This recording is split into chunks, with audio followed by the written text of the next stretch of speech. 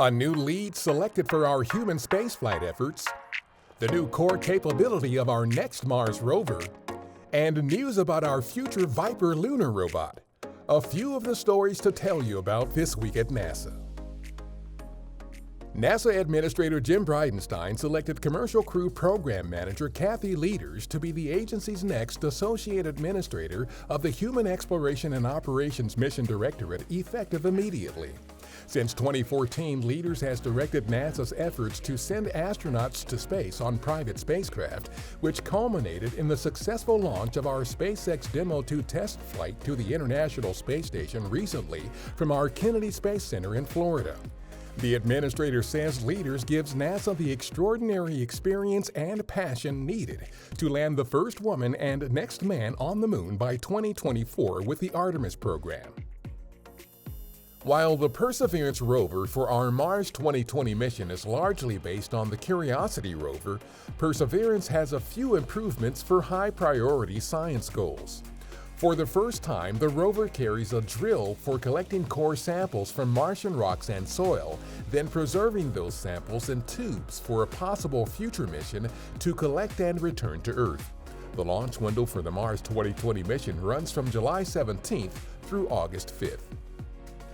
On June 11th, we announced the selection of Astrobotic to deliver our water-hunting Viper mobile robot to the south pole of the moon as part of NASA's Commercial Lunar Payload Services initiative. As the first resource mapping mission on the surface of another world, Viper will help pave the way for human missions to the moon as part of our Artemis program.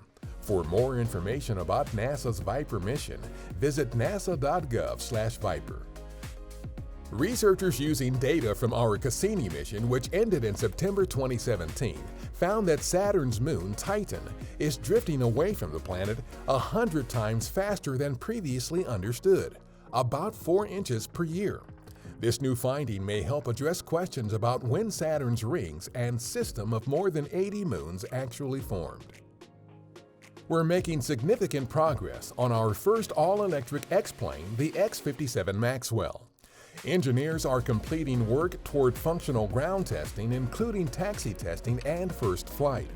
Tests are also underway on the plane's electric cruise motors and the future high aspect ratio wing that will fly on the aircraft's final configuration.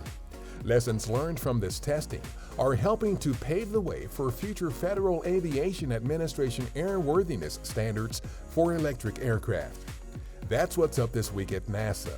For more on these and other stories, follow us on the web at nasa.gov/Tuan.